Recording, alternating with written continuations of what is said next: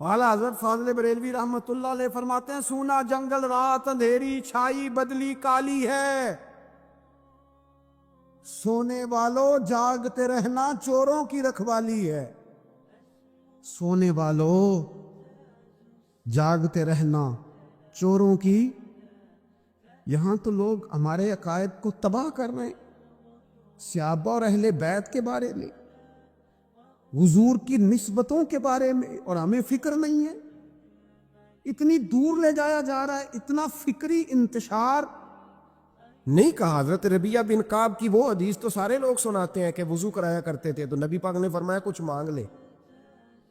उन्होंने जन्नत में नबी पाक का पड़ोस ही मांग लिया, ये बुखारी में मौजूद है। लेकिन वो वाली हदीस भी पढ़ो कि जब नबी पाक ने उन्हें कहा कि रबिया तू मुझे वुजू कराता रहता है, शादी क्यों नहीं करता? हुजूर ने नहीं फरमाया कि उसका जाती मामला है, मैं शादी कराऊंगा, मैं इस काम में क्यों आऊंगा, शादी क्यों नहीं करता? इसकी हुजूर कोई कारोबार नहीं, कोई मामला नहीं, कोई रंग रूप नहीं, और आपकी खिदमत से भी रुक जाऊंगा। कहते हैं हुजूर खामोश हो गए। अगले दिन फिर पूछा निकाह क्यों नहीं करते? मैंने कहा हुजूर ना कारोबार है, ना घर है, ना मकान है, ना रंग रूप है, कौन रिश्ता देगा? जब मैं ये कह के बाहर निकला ना, हुजूर खामोश हो गए, तो मेरे दिल में ख्याल आया रबिया तू बहस क्यों करता है? और उनको बताता है जिन्हें अल्लाह ने सारा कुछ ही अता फरमाया हुआ है। हुजूर कहते हैं शादी क्यों नहीं करता? तो चुप करके कह दे महबूबा जैसे दिल करता है वैसे कर दे, तू आगे से दलीलें देता फिरता है। ये भी को बात हुई। फरमाते अगले दिन मैंने इरादा कर लिया, हुजूर ने अगर आज कहा तो कह देना या रसूल अल्लाह जैसे दिल हो करे। मैंने वुजू कराया, मेरा ख्याल था हुजूर यहाँ रोक के कहेंगे, यहाँ रोक के कहेंगे, पर हुजूर ने आज बात ही कोई ना की। मैं देर तक सोचता रहा यहाँ कहेंगे, यहाँ कहेंगे, पर आज हुजूर ने बात ही ना की। मैं पछता रहा था कि 2 दिन मौका मिला, मैंने ज़ाया कर दिया। फरमाते वुजू पूरा करा के जब मैं बाहर निकला, दरवाजे तक पहुंचा तो महबूब ने आवाज़ दी, बात सुन। मैं ठहर गया। फरमाया शादी क्यों नहीं करते? कहते मेरा तो दिल फूलों की तरह खिल उठा। मैंने कहा या रसूल अल्लाह जैसे दिल करता है करा दे। तो नबी पाक अलैहिस्सलातु वस्सलाम ने फरमाया फलां कबीले के सरदार के पास जा, उसे कहा अपनी बेटी का निकाह तेरे साथ कर।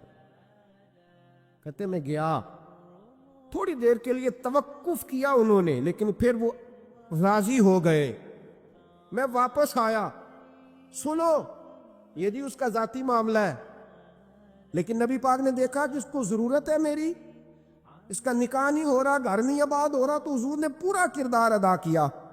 मेरे महबूब करीम अलैहिस्सलातु सलाम ने हजरत हारसा बिन नौमान को बुलाया। फरमाया तेरा एक मकान खाली है? कहा या रसूल अल्लाह हाँ। फरमाया ये मेरे रबिया को दे दे, उसमें रहा करेगा, दुल्हन को लाएगा। हजरत बुरीदा असलमी को बुलाया।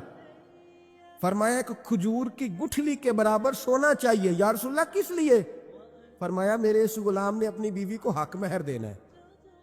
हजरत सैयदना उस्मान गनी को बुलाया, तीसरे सहाबी। फरमाया एक मेंढे का बंदोबस्त तूने करके देना है। हुजूर किस लिए? फरमाया मैंने अपने गुलाम का वलीमा करना है, बकरे का बंदोबस्त कर। सारी तैयारियां करके दी। हजरत रबिया कहते हैं जब मैं दुल्हन ब्याह के घर लाया तो मेरे दोस्त यार रिश्तेदार मुबारक देने आए, कहने लगे तेरी क्या बात है, शादी भी आला खानदान, वलीमा भी, और खजूर की गुठली के बराबर हक महर भी। तो हजरत रबिया रो पड़े, फरमाने लगे मैं तो काला कलोटा हबशी गुलाम था, सलाम भी कोई नहीं लेता था, मुझे मुबारक ना दो, मेरे मुस्तफ़ा पे दुरूद और सलाम पढ़ो। ये सारा हुजूर का करम है। कहते हैं उसका जाती मामला है, भाई सारा दिन तेरे साथ रहता है, उठता है बैठता है, तेरी नौकरी करता है, तूने कभी पलट के देखा ही नहीं, तूने कभी अश्कुशोई नहीं की, तूने इतना टाइम ही नहीं दिया कि तेरे कंधे पे सर रख के रो सके, तेरी तवज्जो ही नहीं।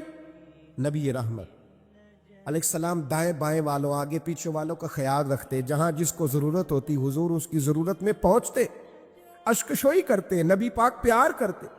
कहते हैं उसका जाती मामला है, मैं क्या करूं? सुनो हजरत जाबिर इब्न अब्दुल्ला रदी अल्लाह तआला अन्हु के जो वालिद थे ना, हजरत अब्दुल्ला बिन अमर रदी अल्लाह तआला अन्हु, वो आला तरीन ओहद के शहीद हैं कि नबी पाक फरमाते हैं रब करीम ने खुद उनसे गुफ्तगू फरमाई है, खुद उनसे गुफ्तगू की अल्लाह तबारक व तआला ने। हजरत जाबिर बिन अब्दुल्ला के वालिद अब्दुल्ला बिन अमर ओहद में शहीद हो गए। 6 یا 10 مہینے تھی ان کی، قرضے چڑھ گئے، کاروبار میں نقصان ہو گیا۔ ضروری نہیں کہ کوئی آدمی دھوکے باز ہی ہو تو وہ مقروض ہوتا ہے، یہ ضروری نہیں۔ تلک الایام نداولها بین الناس، اللہ لوگوں کے دن پھیرتا ہے، حالات تبدیل کرتا ہے۔ اب سیابی پہ کچھ حق کر سکتا ہے، لیکن حضرت جابر کہتے ہیں اتنا قرضہ چڑھ گیا کہ ایک ایک بال میرا قرضے میں ڈوب گیا۔ قرضے بڑے دینے تھے، مقروض آتے، تنگ کرتے۔ خود نبی کریم علیہ السلام نے فرمایا ہے کہ جو مقروض ہوتا ہے وہ قیدی ہوتا ہے، جب تک قرض دے نہیں لیتا اتنی دیر تک وہ آزاد نہیں ہوتا۔ حضرت جابر ابن عبداللہ کہتے ہیں میرے باغ میں کھجوریں پکی تھی، یہ بخاری میں بھی ہے، کنز العمال میں بھی ہے، ابن کثیر میں بھی ہے، امام حلبی نے سیرت حلبیہ میں بھی لکھا ہے، بیسیوں درجنوں کتابوں میں آپ کو روایت ملے۔ فرمانے لگے کھجوریں جب میری پک کے تیار ہو رہی تھی تو مقروض جب پیسے لینے آتے تو میں کہتا قرضے یہ کھجوریں پکتی ہیں تو دیتا ہوں۔ یہ ہم پنجاب کے لوگ کیا کہا کرتے تھے، ہاڑی سونی جی، یہاں چاول کی فصل پہ، یہاں گندم کے، ہم نے تو کپڑے لیے ہوتے تھے ادھار دکانوں سے کہ فصل پکتی ہے تو پھر دے دیتے ہیں، کہا کھجوریں پکتی ہیں تو دیتا ہوں۔ فرماتے پتہ مجھے بھی تھا کھجوریں زیادہ تھوڑی ہیں اور جن کے پیسے دینے ہیں وہ پیسے، فرماتے ہیں کھجوریں پک گئی، اتاری تو یہ تو 11 گنا بھی اور ہو تب بھی قرضہ نہیں اترتا۔ کہتے ہیں میں نے دوستوں سے، یاروں سے، رشتہ داروں سے، وہ جو کہتے ہیں نہیں کوئی حکم ہوا تو بتانا، پھر جس دن بندہ حکم بتاتا ہے اس دن کہتے ہیں آج سویرے ہی بچہ پیسے لے گیا، یہ تو 2 گھنٹے پہلے بتاتا تو تیرا کام، ہنس رہے ہیں آپ بیچ بیچ میں سے، 2 گھنٹے بس لیٹ ہیں آپ، بلکہ کئی تو پونے گھنٹے کا ٹائم دیتے ہیں، کہتے ہیں پونا گھنٹہ پہلے تو آ جاتا تو تیرا کام بس۔ اور جب بھی آپ فون کرو سے اگلی دفعہ کرے تو پھر شاید آدھے گھنٹے کا ٹائم دے دیں کہ آدھا گھنٹہ ہو گیا تو لیٹ ہو گیا، ورنہ کام بالکل تیار تھا۔ اور ہمارے زمانے میں تو دوستی قائم رکھنی ہے تو صرف اس سے رہ سکتی ہے جسے آپ کام نہ بتائیں، حالانکہ اس دوست کا کیا مطلب، دنیا تے جو کام نہ آیا اوکھے سوکھے ویلے، اس بے فیض سنگی کولوں بہتر یار اکیلے۔ کیا مطلب ہے، کام بتایا تو رفو چکر ہو گیا، منع کیا ہوا اس بات؟ میرے رسول کائنات علیہ السلام کے صحابی کہتے ہیں سب سے کہا پر کسی نے نہ سنی، جب میں تھک گیا نا تو میں دروازہ رسول پہ چلا گیا، یا رسول اللہ، یا رسول اللہ، یا رسول اللہ، حضور قرضے زیادہ ہیں، کھجوریں کم ہیں، یہودیوں کے پیسے ہیں وہ مانتے نہیں، نبی پاک نے فرمایا ان سے کہو تھوڑے تھوڑے لے لے باقی پھر دے، حضور نہیں مانتے۔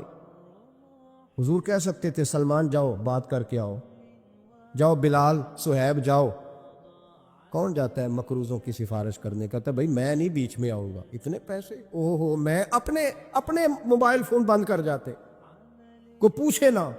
لیکن نبی کریم علیہ السلام نے فرمایا سنو، خود رسول پاک، خود نبی پاک نے، حضور نے فرمایا چل میں تیرے ساتھ چلتا ہوں، چل میں تیرے ساتھ چلتا ہوں، مقروض کے ساتھ، امیر کے ساتھ نہیں، اس کے ساتھ نہیں جس نے پیسے لینے ہیں، بلکہ حضور مقروض کے ساتھ، گرے ہوئے کے ساتھ چلے، چل میں چلتا ہوں۔ یہودی تک گئے، فرمایا کچھ لے لے، یہ بیچارہ دھوکے باز نہیں الجھ گیا ہے، غربت، کچھ لے لے باقی پھر دے دیں گے۔ کہنے لگا سارے ہی لینے ہیں۔ جب اس نے بات نہ مانی تو پھر یہ اللہ کے رسول ہے نا۔ اعلیٰ حضرت فرماتے ہیں میرے کریم سے گر قطرہ کسی نے مانگا، دریا بہا دیے، دوربے بہا دیے۔ یہ دوربے کیا ہوتے ہیں؟ یہ مجھے پوچھا تھوڑے دن پہلے ایک شخص نے، آپ سنتے رہتے ہیں نا شعرات و ترجمہ پوچھتے ہی نہیں نا، کبھی پوچھ لیا کریں کہ اس کا معنی کیا ہے، کبھی پرچی لکھ لیا کریں تاکہ کوئی جب آپ سے پوچھے تو یہ دوربے کیا ہے۔ لفظ دوربے ہے ہی نہیں، اصل میں اعلیٰ حضرت کو پڑھتے نہیں نا لوگ، تو انہیں پتہ ہی نہیں وہ بات کتنی اعلیٰ، یہ لفظ دوربے نہیں ہے۔ اعلیٰ حضرت کہتے ہیں میرے کریم سے گر قطرہ کسی نے مانگا، دریا بہا دیے ہیں، دور بے بہا دیے۔ دور علیحدہ ہے اور بے بہا، دور کہتے ہیں ہیرے کو، ایک معنی ہیرا ہے، دور بے بہا، بے بہا کی تو سمجھ آتی ہے نا، دور بے بہا دیے ہیں یعنی ہیرے بے بہا دیے ہیں اسے۔ اب سمجھ آئی یہ بات کی، دریا بہا دیے ہیں، دور بے بہا دیے ہیں، یہ معنی ہے شعر کا۔ تو جب وہ نہ مانا یہودی تو نبی کریم علیہ الصلوۃ والسلام فرمانے لگے نہیں تو پھر پورے لینے ہیں. کہنے لگا جی پورے لینے ہیں. حضور فرمانے لگے کل آ جانا سارے دے دیں گے, پورے پیسے تیرے ملیں گے, تو آ جانا. حضرت جابر ابن عبداللہ کو حضور نے فرمایا کھجوریں اتار کے نا تو اپنے باغ میں ڈھیر لگا اور میں آیا. حضرت عمر حدیث کے راوی ہے, فرماتے بس رسول پاک چل پڑے. حضور نے کندھے پہ رومال رکھا, حضور چل پڑے. کوئی چٹائی نہیں بچھائی, حضرت جابر کہتے ہیں, کوئی صوفہ نہیں رکھا, وہ پھولوں کے ہار میں. حضور آئے, 2-3 چکر میرے باغ کے لگائے اور کھجوروں کے ڈھیر کے پاس بیٹھ گئے. فرمایا بلا جس کے پیسے دینے, بلا, اب تنگی داماں پہ نہ جا اور بھی کچھ مانگ, بلا. فرماتے بندے کو بلایا. حضور نے فرمایا کتنے پیسے؟ حضور اتنے درہم دینار ہے. فرمایا کھجوریں تولتا جا اور دیتا جا. فرماتے میں دیتا گیا. میں نے کہا حضور اس کے پیسے پورے ہو گئے. حضور مسکرا کے فرمانے لگے چل 4-5 کلو کھجوریں اضافی دے دے, کوئی عرض نہیں. کہتے ہیں وہ بھی دے دی. حضور نے فرمایا بلا دوسرے کو. فرمایا اس کو بھی بلایا, تولتا گیا, دیتا گیا. حضور پورے ہو گئے. نبی کریم علیہ الصلوۃ والسلام نے فرمایا چل 4-5 کلو کھجوریں زیادہ دے دے. کہتے قرضے بھی دے دیے, 5-5 کلو کھجوریں بھی زیادہ دے دی. محبوب اٹھے, کچی زمین پہ بیٹھے تھے. حضور نے لباس مبارک کو جھاڑا, رومال کندھے پہ رکھا. فرمایا میں مسجد جا رہا ہوں, وہاں آ کے مجھے خبر دینا, وہاں آ کے مجھے بتلانا کہ جب میں آیا تھا تب کھجوریں زیادہ تھی کہ جب واپس گیا ہوں تب زیادہ ہے. وہاں مجھے آ کے اطلاع دینی ہے, بتانا ہے مجھے. وہاں آ کے میں جا رہا ہوں, مجھے بتانا ذرا وہاں آ کے. حضرت جابر ابن عبداللہ کہتے ہیں میں نے کھجوریں تولی, میں تھک گیا. میں تھک گیا, ڈھیر تو چھوٹا تھا پر وزن ہی بڑا نکلا. کہتے ہیں میں تھک گیا, جتنی دی تھی نا اس سے زیادہ تول کے باقی پڑی رہنے دی. میں مسجد میں گیا, ذرا لفظ سننا حدیث کے. کہتے ہیں مسجد میں گیا, جا کے عرض کی یا رسول اللہ میں تول آیا ہوں.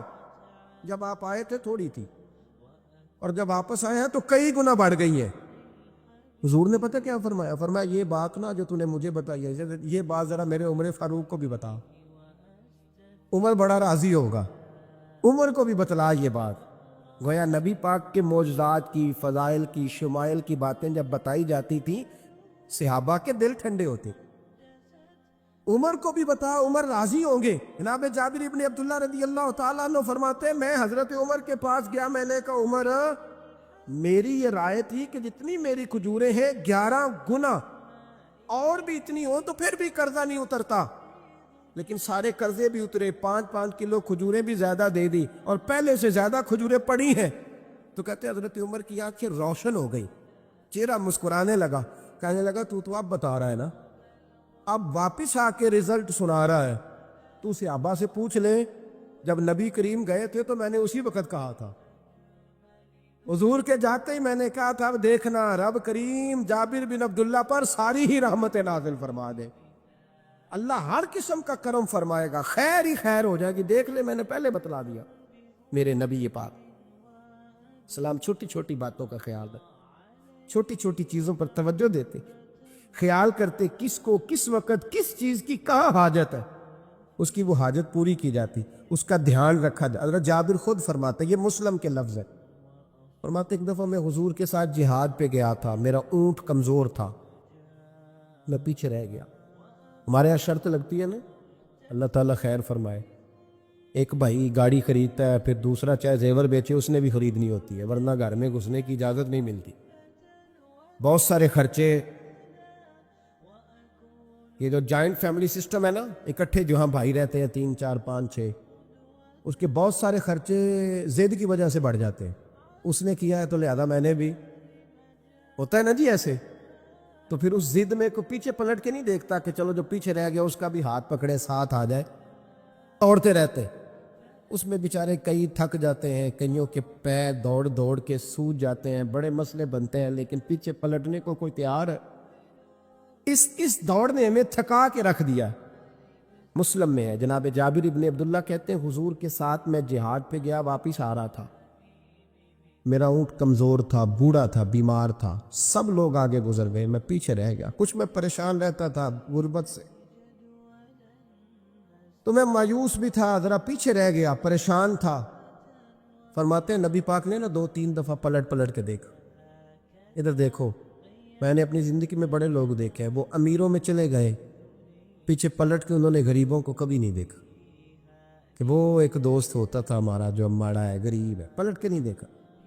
کہتے ہیں نبی کریم علیہ الصلاۃ والسلام نا آگے گئے، سب سے آگے۔ حضور نے 2 4 5 دفعہ نا پیچھے پلٹ کے دیکھا۔ جابر ابن عبداللہ کہتے ہیں جب میں نظر نہ آیا تو میرے محبوب کا انداز کریمانہ دیکھیں، حضور اعلانیہ فرمانے لگے، بھئی مجھے جابر نہیں نظر آ رہا۔ بے خبر ہو جو غلاموں سے، وہ آقا کیا ہے، وہ آقا کیا ہے۔ یہاں ہمارے استاد جب یہ حدیث پڑھا رہے تھے نا، یہ حدیث پڑھا رہے تھے تو اچانک رونے لگ گئے۔ میں نے کہا حضور کیا ہوا، رو کیوں پڑے؟ تو کہنے لگے یار سوچتا ہوں جو محبوب جہاد سے واپسی پر اپنے غلاموں کو نہیں بھولے، وہ میدان محشر میں کیسے بھول جائے گا۔ وہ وہاں بھی پوچھیں گے فلانا کدھر گیا، فلانا کدھر گیا، ایک ایک کا نام لیں گے۔ حضور نام لیں گے ہماری موج بن جائے گی۔ نبی کریم نے پلٹ کر کے دیکھا، جابر نہیں نظر آ رہے۔ حضور ان کا اونٹ کمزور ہے، پیچھے رہ گئے۔ حضور نے یہ نہیں فرمایا کہ ذرا آہستہ کرو ساتھ، یہ نہیں فرمایا، بلکہ نبی پاک نے فرمایا تم چلو۔ قافلہ چلتا رہا، حضور نے گھوڑا پیچھے کی طرف موڑا، سب سے پیچھے آئے۔ جناب جابر کہتے ہیں پیچھے میرے پاس۔ اس حکمت کو آپ سمجھیں، حدیث کے لفظوں پر آپ غور کریں۔ ایک کہہ کے کہنا ذرا اس کو میرے پاس لاؤ، یہ بات اور ہے، ذرا آہستہ ہو جاؤ، وہ بھی ساتھ مل جائے۔ لیکن یہ معنی اور ہے کہ غریب جہاں بیٹھا ہے اس کے پاس خود چل کے جانا۔ حضور خود پلٹ کے پیچھے آئے اور فرماتے میں جو کہ پریشان تھا تو محبوب میری طرف دیکھ کے فرمانے لگے اس کو دوڑاتا کیوں نہیں، پیچھے کیوں رہ گیا؟ تو کہتے ہیں مایوس بندہ، پریشان بندہ کبھی کبھی وہ اس طرح بولتا ہے کہ جیسے کڑ رہا ہے، تھوڑا سا نا سخت ترش باتیں بھی کرتا ہے۔ کہتے ہیں میں نے اس عالم میں نا، میں نے کہا حضور اس قابل ہوتا تو سب کے ساتھ مل نہ جاتا، کمزور ہے، ماڑا ہے، مہران ہے، اور وہ بھی پرانی جو چل ہی نہیں سکتی، یہ کہاں یا رسول اللہ دوڑے گا، اس قابل ہی نہیں ہے۔ حضور اس قابل ہوتا تو قافلے کے ساتھ نہ ہوتا۔ کہتے ہیں حضور نے میری طرف توجہ فرمائی، میں باتیں کر رہا تھا اپنے اندر کی پریشانی کی تو حضور مسکراتے جا رہے۔ حضور کے ہاتھ میں چھڑی تھی، فرمانے لگے ایسے ہی تو باتیں کر رہا ہے۔ نبی پاک نے اونٹ کی پشت پہ چھڑی لگائی اور فرمایا تو دوڑتا کیوں نہیں؟ بڑے ہلکے سے مسکرا، اوے تو دوڑتا کیوں نہیں؟ تو جناب جابر بن عبداللہ کہتے ہیں جو سب سے پیچھے تھا نا وہ سب سے آگے نکل گیا، وہ دوڑتا گیا، دوڑتا۔ فرماتے ہیں میرا چہرہ بھی عجیب سا، لوگ میرے انداز دیکھیں کہ یہ کیسے آگے نکل گئے، کیسے، کبھی نہ سوچ یہ کیسے نکل گیا، بس سمجھ لے آگے وہی نکلا ہے جسے مصطفیٰ کی تھبکی مل گئی ہے۔ تو یہ نہ کہ سیاست کر گیا، چلاکی کر گیا، بس تھبکی مل گئی تو بات بن گئی۔ کہتے ہیں میں نکل گیا آگے، حضور کی تھبکی جو ملی تھی۔ حضرت جابر بن عبداللہ کہتے ہیں حضور گھوڑا دوڑا کے میرے پاس آئے، خود حضور نے میرا اونٹ تیز کرایا نبی پاک کی برکت سے۔ تو قریب آ کے فرمانے لگے ٹھہر جا یار، ہم بھی تیرے قافلے میں، ہمیں بھی ساتھ لے لے۔ فرماتے اب تو میں رو ہی پڑا کہ خود بھیک دیں، خود ہی کہیں منگتے کا بھلا ہو، ٹھہر جا یار ہمیں بھی ساتھ لے لے۔ جناب جابر بن عبداللہ رضی اللہ تعالیٰ عنہ فرماتے ہیں کہ جگہ پڑاؤ کیا، رکے، ٹھہرے کھانے پینے کو، نماز پڑھنے۔ نبی کریم نے مجھے بلایا، میں حاضر ہوا تو کہا یا رسول اللہ حضور حکم۔ تو محبوب فرمانے لگے جابر یار تیرا اونٹ میں نے نرالا ہی دیکھا، بوڑھا ہو کے سب سے آگے نکل جاتا ہے، بیمار ہو کے، کمزور ہو کے۔ کہتے ہیں میں چہرہ دیکھتا جا رہا ہوں کہ حضور سارا ہی پتہ ہے آپ کو، میں کیا عرض کروں؟ تو محبوب فرمانے لگے پسند آ گیا، بیچ نہیں دیتے میرے ہاتھ؟ کہا یا رسول اللہ آپ رکھ لیں، حضور آپ کا یہ۔ فرمایا نہیں میں پیسے دوں گا۔ کتنے کا ہے؟ کہا یا رسول اللہ آپ رکھ لیں۔ فرمایا پیسے دوں گا۔ یا رسول اللہ مارکیٹ میں جاؤں تو 6-7 دینار کا بکے گا۔ فرمایا نہیں بھائی میں تو پورے 10 دوں گا، 6-7 نہیں، میں تو پورے حساب سیدھا، 6-7 کا کیا حساب ہوا، 10 پورے کا۔ حضور پھر بندہ نوازی ہے نا، کون بول سکتا ہے؟ حضور نے فرمایا بلال تیرے پاس 10 دینار تھے؟ حضور ہیں۔ فرمایا ان کو دے دو، اونٹ کے پیسے رکھ لو اور مال نہ مدینے جا کے دے دے۔ جابر ابن عبداللہ کہتے ہیں میں مدینے گیا شام کو، میں نے نا کبھی اپنے اونٹ کی اتنی خدمت نہیں کی جتنی اس دن کی۔ میں نے اسے بڑے پیار سے نہلایا، میں نے نئی رسی خرید کے اسے نکیل ڈالی، آج محبوب کی بارگاہ میں لے کے جانا ہے۔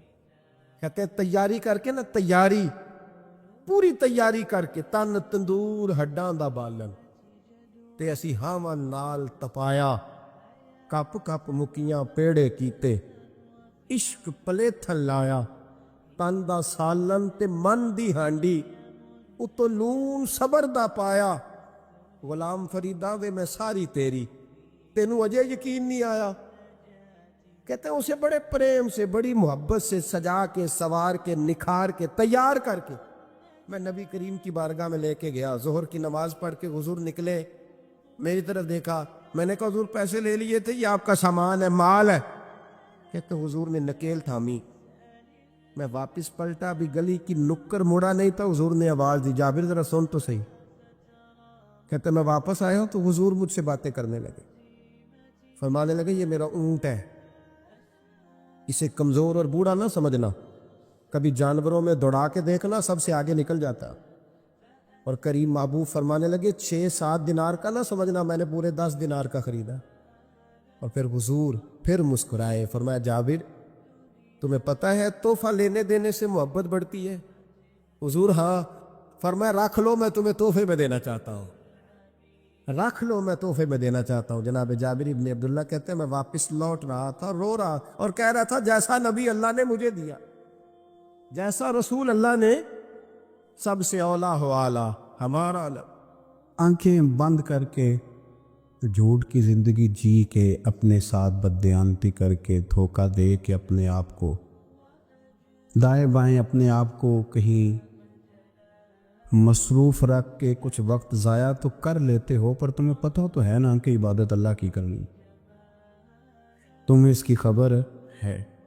اور میرے رسول پاک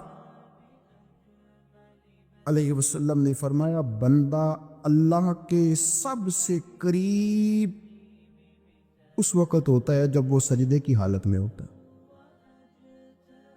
کس کے قریب ہوتا ہے؟ اللہ کے سب سے قریب ہوتا ہے، وہ بڑا نیڑے ہے رب کے، بڑا قریب ہے، اس لیے کہ وہ حالت سجدہ میں، وہ جب سجدے کرتا ہے نا، اس کی بارگاہ میں جب جھک جاتا ہے۔ آپ ذرا سجدے کی کیفیت دیکھیں نا، زبان بھی یہاں ہے، آنکھ بھی یہاں ہے، کان بھی، عقل بھی ساری، اس نے سارا کچھ رکھ دیا سجدے۔ آپ وہ کبھی پیچھے جائیں تو دیہاتوں میں کہا جاتا تھا ناک سے نکیریں نکالو، بہت بڑی سزا ہوتی تھی نا، ناک سے لکیریں نکالو، بڑی سزا ہوتی تھی۔ تو اس نے کہا مالک مجھے کسی نے کہا نہیں، پر دیکھنا میں نے رکھ دی ساری عقل سجدے میں، اور رکھ کے کہا کیا؟ سبحان ربی یا اللہ، اللہ میں پست ہوں تو اعلیٰ ہے، اللہ تو میرا رب ہے اور تو سب سے اعلیٰ اتنا۔ اور فرمایا جب یہ اس کیفیت میں ہوتا ہے تو پھر یہ اپنے رب کے قریب ہوتا ہے۔ میرے نبی کریم علیہ الصلاۃ والسلام نے مصلے سے دل لگانے کا درس دیا، حضور نے توجہ دلائی، صحابہ اس ذوق کے حامل لوگ تھے، وہ کوشش کرتے تھے۔ جناب صدیق اکبر رضی اللہ تعالیٰ عنہ کا عبادت کا مزاج ہمیشہ قائم رہا۔ حضرت عمر فاروق ساری رات اللہ کے حضور کھڑے رہے۔ حضرت عثمان غنی رضی اللہ تعالیٰ عنہ عشاء کی نماز پڑھ کے 2 رکعتوں کی نیت باندھتے تھے، 15 سپارے پہلی رکعت میں پڑھ دیتے اور 15 سپارے قرآن مجید کے دوسری رکعت میں پڑھ دیتے۔ آپ نے نا حضرت عمر فاروق کے وصال کے بعد ان کی ایک بیوہ سے نکاح کیا، حضرت عثمان غنی نے نکاح کیا۔ وہ خاتون آپ کے نکاح میں آئیں تو عرض کرنے لگی امیر المومنین میرے لیے اعزاز تو بہت ہے کہ میں امیر المومنین کی بیوہ تھی تو امیر المومنین کی منکوحہ ہو گئی ہوں، لیکن حضور نہ تو میں جوان ہوں کہ میرے اندر رغبت ہوتی اور نہ میں اب اس قابل ہوں کہ کوئی خدمت کر سکوں، میرے ساتھ نکاح کی وجہ کیا بنی؟ تو عثمان غنی رو پڑے، فرمانے لگے میں نے عمر فاروق کو مسجد میں اپنے رب سے ڈرتے ہوئے دیکھا، میں نے اسے روتے ہوئے دیکھا، عدل کرتے دیکھا، انصاف کرتے دیکھا، امت کی خیر خواہی کرتے دیکھا۔ تمہارے ساتھ نکاح اس لیے کیا ہے کہ تم مجھے یہ بتاؤ کہ عمر فاروق گھر کے اندر اپنے رب کو کیسے راضی کرتے، گھر کے اندر کیسے راضی کرتے تھے، وہ طریقے بتلاؤ، تم بتاتی جانا اور میں بھی اسی طرح گھر میں عبادت کروں۔ جس گھر میں اللہ کا ذکر ہوتا ہے وہ گھر زندوں کا ہے، اور جس گھر میں رب کریم کا ذکر نہیں ہوتا وہ گھر زندوں کا نہیں ہے۔ گھر نا ہم نا کتابوں میں پڑھتے ہیں کہ بزرگ کہتے ہیں، حضرت فضیل بن عیاض کہتے ہیں کہ میں ایک گلی سے گزر رہا تھا تو گھر کے اندر کسی قاری صاحب نے قرآن کی آیت پڑھ دی، وَلِمَنْ خَافَ مَقَامَ رَبِّهِ جَنَّتَانِ۔ میں تے میرے کانوں سے ٹکرائی تو اللہ نے میری کایا ہی پلٹ دی، میں توبہ کر گیا۔ اب گھر کے اندر سے آواز آئے تو صحیح نہ تلاوت کی، پر اندر سے آواز آتی نہیں ہے، ڈیک بجنے کی آواز آتی ہے، یا ٹی وی چلنے کی آواز آتی ہے، یا دھوم مچانے کی آواز آتی ہے۔ عبادت کا وہ جو خاص شوق تھا، وہ جو حسن تھا، وہ جو توانائی، وہ جو بات۔ ایک جگہ پہ ہم بیٹھے تھے تو وہاں ایک صاحب آئے اور انہوں نے آتے ہی کہا کہ مہربانی کریں ذرا مجھے مصلی دے دیں، میرے میں کچھ نفل رہ گئے۔ تو میں نے وضو کر لیا تو کوئی مصلی مل جائے، مصلی انہیں دے دیا گیا، وہ مصلی لے کے چلے گئے۔ تو پیچھے ایک صاحب نے تبصرہ کیا، کہنے نے کتنا ریاکار بندہ ہے، لوگوں کو دکھا رہا ہے کہ میں نفل پڑھتا ہوں، ہے کو بات کرنے والی۔ میں نے اسے کہا، میں نے کہا تو مہربانی کرنا، اس طرح کی ریاکاری تو بھی کر، پکڑ مصلی اور جا تو بھی تھوڑی ریاکاری کر کے آ، اٹھ ذرا شکر کر، کوئی یہ ریاکار بھی ملا ہے، کوئی نفل پڑھ کے ریاکاری کر رہا ہے۔ اللہ کا میں کہتا ہوں کو پڑھے تو صحیح نہ، یا یہ کوئی دور ہے نفل پڑھنے کا؟ اس میں تو لوگوں کا مزاج ہی نہیں، طبیعت ہی نہیں۔ میں نے کہا چل مہربانی کر یہ دے مصلی اور تو بھی جا تھوڑی سی کاریا ریاکاری کرو تو صحیح نا، مزاج ہی نہیں، ذوق۔ جمعے کی نماز پڑھ کے یوں دنیا بھاگتی ہے، او ہو پتہ نہیں کون سی پیچھے آگ تھی جو بجھائی جائے گی۔ اور آج تک لوگ مسئلہ پوچھ رہے ہیں کہ جمعے کی بعد والی سنتیں کتنی ہوتی ہیں۔ میں نے کہا کتنے سال ہو گئے جمعہ پڑھتے، کتنے سال ہو گئے، ابھی تک سنتوں کا نہیں پتہ، ابھی تک نہیں علم کے پہلے کتنی رکھتے ہیں اور بعد میں کتنی رکھتے ہیں۔ فجر کی سنتیں کب پڑھنی چاہیے؟ سنو فجر کی سنتوں کے بارے۔ میرے رسول کریم سید عالم صلی اللہ تعالیٰ علیہ وسلم سے ایک صحابی نے پوچھا تھا، حضور میری فجر کی سنتیں رہ گئیں یا رہ جاتی ہیں تو حکم کیا ہے؟ کیا انداز ہے حضور کا، بخاری مسلم کے لفظ سنو۔ حضور سید عالم صلی اللہ علیہ وسلم فرمانے لگے، اس نے کیا پوچھا تھا؟ حضور جواب کیا دیتے؟ فرمایا فجر کی سنتیں کبھی نہ چھوڑنا، فجر کی پہلی 2 سنتیں کبھی نہ چھوڑنا۔ یا رسول اللہ صلی اللہ تعالیٰ علیہ وسلم میری رہ گئی ہیں، رہ جاتی ہیں۔ فرمایا فجر کی 2 سنتیں نہ چھوڑنا، فرمایا فجر کی پہلی 2 سنتیں مجھے دنیا اور دنیا کے اندر جو کچھ ہے وہ سب سے زیادہ پیاری ہے۔ فجر کی 2 سنتیں دنیا اور دنیا میں جو کچھ ہے مجھے وہ سب سے زیادہ پیاری ہے، اس لیے فجر کی سنتیں نہ چھوڑ۔ اپنا ذوق، اپنی طبیعت، ہم نے نا ذوق غلط بنا لیا۔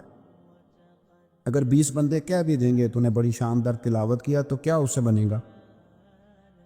100 بندہ کہہ بھی دے تیری کیا بات ہے، کیا بات ہے نعت خاں کی، کیا بات ہے علامہ صاحب کی، پیر صاحب، پیر مہر علی شاہ صاحب رحمۃ اللہ علیہ، آپ تشریف فرماتے تو آپ کے ایک ہی بیٹے بابو جی جن کو کہا جاتا ہے، جس دن صاحبزادے پیدا ہوئے تو خادم نہ وہاں سے نکلا۔ ان لوگوں کے شوق اور طرح کے تھے نا، تو ان کی توجہ بھی اپنے شوق کی طرف رہتی، تو خادم نکلا اندر سے، پیر صاحب مبارک ہو، پیر صاحب مبارک ہو، پیر صاحب مبارک ہو، پیر صاحب مبارک، وہ شور کر رہا ہے۔ تو پیر صاحب کو وجد ہو گیا، اللہ اکبر، اللہ اکبر، اللہ، کیا ہوا؟ کس چیز کی مبارک دے رہے ہو؟ اس کی حضور اللہ نے بیٹا دیے۔ تو آپ فرمانے لگے اچھا حضور آپ کیا ہوا، آپ تو پریشان ہو گئے۔ فرمانے لگے جب تو نے 3 دفعہ کہا نا مہر علی کو مبارک ہو تو میں سمجھا تھا شاید تجھے کسی نے بتا دیا ہے کہ مہر علی سے اللہ راضی ہو۔ میں سمجھا تھا کہ شاید تو یہ خبر لے کے آیا ہے کہ کسی نے بتایا ہے کہ مجھے آج خبر ملی ہے کہ مہر علی سے رب، اچھا پتر ہوا ہے، الحمدللہ اللہ کا شکر ہے، پر میرے لیے مبارک کا دن وہ ہوگا جب میرا رب کہے گا کہ میں مہر علی سے راضی، میرے محبوب کہیں گے کہ میں مہر علی سے۔ آپ بات کو سمجھے، شوق ہی کسی اور طرف تھا، دل ہی کہیں اور لگا ہوا تھا، طبیعت ہی کہیں اور مائل تھی۔ کوئی وظیفہ پوچھتے تھے تو پڑھتے تھے وہ لوگ، کچھ اللہ اللہ انہیں بتائی جاتی تھی تو کرنے کا ذوق رکھتے تھے، طبیعت تھی، قائل تھے۔ حضرت ربیع کہتے ہیں میں بڑی دور سے سفر کر کے گیا حضرت اویس کرنی سے ملنی، بڑی دور سے، اور جب میں پہنچا تو فجر کا وقت تھا، تو حضرت اویس کرنی کو میں نے پا لیا، تو وہ نماز پڑھ کے نا قرآن شریف لے کے بیٹھ گئے۔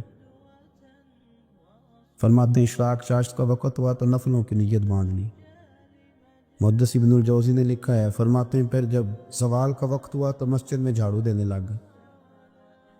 زور کی نماز پڑھ کے تو عصر کی تیاری تک وہ مسجد میں بیٹھے رہے، اور میرے نبی پاک علیہ السلام نے فرمایا جو نماز کے انتظار میں بیٹھا ہو وہ نماز ہی میں ہے، وہ نماز ہی میں ہے۔ فرمایا میری دنیا، میری امت کی جو رہبانیت ہے نا وہ اتنی ہے کہ نماز کا انتظار کرے، اذان کے بعد نماز کا یہ راہب ہے، یہ اس وقت چھوڑ کے بیٹھے ہیں ذرا۔ فرماتے ہیں عصر تک انہوں نے اللہ اللہ کی، پھر مغرب تک کی، عشاء کی نماز ہوئی تو نماز پڑھی تو وہ تھک گئے۔ اب مجھے وہ فارغ ہوں، مصلی چھوڑے تو میں ملاقات کروں نا، کہ آپ حیران نہ ہو کہ اتنی دیر بندہ کیسے اللہ اللہ کر، ہم نے کی نہیں نا اس لیے ہم پریشان ہیں۔ جو عادی ہوتے ہیں وہ کر بھی لیتے ہیں، وہ یہ کام، میری بات کو سمجھ آ رہی ہے؟ جب جاتے ہو کسی دفتر میں تو 8 گھنٹے کھڑے رہ لیتے ہو نا، مجبوری ہوتی ہے تو کھڑے رہا جا سکتا ہے۔ پاسپورٹ کا دفتر، بولیے، امیگریشن کی لائنوں میں، اور میں نے تو ایمبیسیوں میں بندے 12 گھنٹے پہلے جا کے کھڑے دیکھے، رہ لیتے ہیں کھڑے۔ تو اگر ان کاموں کے لیے رہا جاتا ہے تو اللہ رسول کے لیے بھی کھڑے رہا جا سکتا ہے۔ تو فرمانے لگے کہ جب عشاء کی نماز کے بعد آخر انسان تھے، تھک گئے، نیند کا غلبہ ہوا تو تھوڑی ایسے آنکھ بند ہوئی تو کھلی تو رونے لگے۔ حضرت ویسے کر دیا، رو کے کہنے لگے مالک مجھے غافل تو نہ کر، ابھی میں نے کیا بھی کچھ نہیں، دن ختم ہو گیا، کوئی نفل نہیں، کوئی اللہ اللہ نہیں، اللہ مجھے غافل نہ کر، میری مدد فرما۔ فرماتے ہیں جب وہ روئے تو میرے ساتھ جو شخص تھا میں نے کہا اٹھو چلیں، کہنے لگا حضور ملا نہیں، فرمایا جو میں لینے آیا تھا وہ مجھے مل گیا ہے، جو میں ان سے سیکھنے آیا تھا وہ مجھے نصیب ہو گیا، اب اور میں نے کیا لینا، ختم ہو گئی بات، اٹھو چلیں۔ اللہ کے بندوں نے حضرت ربیعہ بن کعب اسلمی رضی اللہ تعالیٰ عنہ فرماتے ہیں، کہتے ہیں جب بنو قریظہ اور بنو نذیر یہودیوں کے ساتھ حضور علیہ السلام نے جنگ کا اعلان فرمایا تو وہ دشمن ہو گئے، ہمیں خطرہ تھا کہ وہ رات کو کہیں محبوب کو تکلیف نہ دیں، تو کچھ لوگ نا تلواریں لے کے نبی پاک کے دروازے پہ پہرے داری کرتے تھے۔ گن مین رکھنا حرام نہیں، اگر کسی کو واقعی خطرہ ہو تو اس کے لیے سنت بھی ہے۔ حضرت علی المرتضیٰ تلوار لے کے حضور کے گھر کا پہرا دیتے تھے۔ حضرت ربیعہ بن کعب اسلمی رضی اللہ تعالیٰ عنہ فرماتے ہیں کہ رات میری ڈیوٹی تھی کہ میں حضور کے گھر کا پہرا دوں گا، تو فرماتے ہیں میں باہر سن رہا تھا، ساری رات ہی میرے نبی پاک نے اللہ کی تسبیح پڑھی، ساری رات، کبھی تسبیح، کبھی تہلیل، کبھی تحمید، کبھی تکبیر، ساری رات۔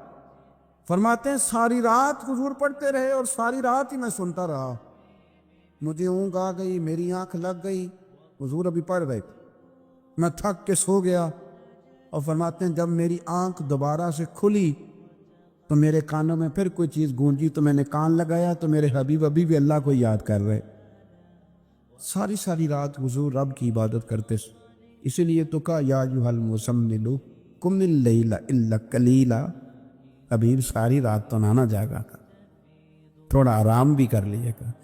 میرے بھائی اپنا مصلی، اپنی عبادات، اپنے وظائف، اللہ اللہ جو آپ نے کسی سے سیکھی ہے اس کو کبھی کمزور نہ ہونے دیں۔ شجرہ شریف جو کسی بزرگ سے آپ لے لیتے ہیں تو کیا رسم ہے کوئی؟ اس پہ کچھ لکھا ہوتا ہے، وہ پڑھنے کے لیے دیا جاتا ہے، اس پہ لکھا ہوتا ہے کہ یہ اللہ اللہ آپ نے کرنی ہے۔ انسان پر اگر کوئی شخص نیکی کر دیتا ہے، احسان کر دیتا ہے، تو انسان اس کے سامنے پھر گردن نہیں اٹھا سکتا، یار یہ میرے مشکل وقت کا دوست ہے، اس نے میرے ساتھ نیکی کی، کبھی بھی گردن نہیں اٹھائے گا، جھکا کے رکھے گا۔ تو اگر عام کوئی نیکی کر دے تو اس کے سامنے انسان کبھی گردن نہیں اٹھاتا، تو جو رب ساری نعمتیں عطا فرمائے، جو کہے کہ تیری تخلیق میں نے کی، تجھ سے پہلوں کو بھی پیدا میں نے کیا، تیرے لیے زمین کا بچھونا بھی میں نے بچھایا، آسمان کی چھت بھی میں نے لگائی، تیرے لیے زمین سے ساری اناج کو، پھل کو، کھیتیوں کو نکالا بھی تیرے لیے۔ اب تو اس طرح کر کہ تو میری عبادت کر، تو میری بارگاہ میں جھک جا۔ بہت سارے نشے لوگوں کو لگے ہوئے ہوتے ہیں، ہر آدمی کوئی نہ کوئی نشہ کرتا ہے، کوئی دولت کا کرتا ہے، کوئی شہرت کا کرتا ہے، کوئی اپنی تعریف کا نشہ کرتا ہے، دو چار لوگوں سے تعریف سن کے مطمئن ہو جاتا ہے۔ ناراض تو نہیں ہو گیا اس جملے سے؟ آپ کرتے ہیں لوگ دولت کا نشہ بھی، یہ جب نقصان ہوتا ہے تو بندے بیمار نہیں ہو جاتے؟ پیسے ڈوب جاتے ہیں تو لوگ بیمار نہیں ہو جاتے؟ تو اس کا مطلب یہ ہوتا ہے کہ نشہ ٹوٹ گیا ہے۔ اب بہک ہوئے ہیں نا تھوڑے سے تو کانپتے ہیں، تڑپتے ہیں، پریشان۔ نشہ ہی اسی طرح ہی کرتا ہے نا، نہیں ملتا تو پریشان ہوتا ہے۔ یہ سارے نشے ہیں، مختلف قسم کا نشہ۔ ہم مانتے نہیں اس بات کو، تسلیم نہیں کرتے، کیونکہ تسلیم کرنا بڑا مشکل کام ہے۔ اس کے لیے تو بڑی ساری چیزیں جو ہے وہ دبوچ کے اور بڑی سارے رستے پھلانگ کے آنا پڑتا ہے، تو بڑا مشکل ہے ماننا، ورنہ کرتے ہیں ہم، ہمارا مزاج ہے۔ یہ گھومنے پھرنے کا، دنیا دیکھنے کا بھی ایک نشہ ہے، یہ بہت ساری باتیں کرنے کا بھی ایک نشہ ہے، گپ شپ کا بھی ایک نشہ ہے۔ دو چار لوگوں کی جب تک پگڑیاں نہ کھول لیں، بعض لوگوں کو نیند نہیں آتی۔ یہ غیبت کا، چغلی کا، بددیانتی کا، یہ بھی ایک نشہ ہے۔